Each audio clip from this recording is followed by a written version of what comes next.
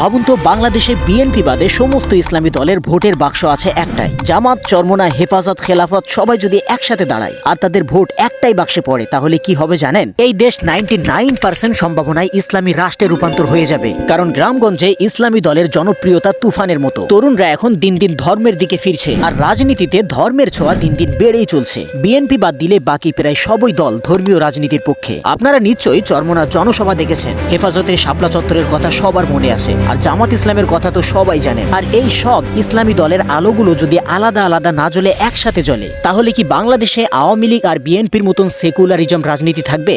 না, কখনোই থাকবে না। সব সেকুলারিজম আর ফ্যাসিস্ট লুঙ্গি খুলে দৌড় দিবে। এখন প্রশ্ন হচ্ছে, আপনি কি চান? একটি ধর্মীয় রাষ্ট্র নাকি গণতান্ত্রিক সেকুলার বাংলাদেশ? আপনার মতামত অবশ্যই জানিয়ে যাবেন, এবং সবাইকে এক করার জন্য জোর করব না, আপনার সাধ্য অনুযায়ী ভিডিওটি শেয়ার করতে পারেন।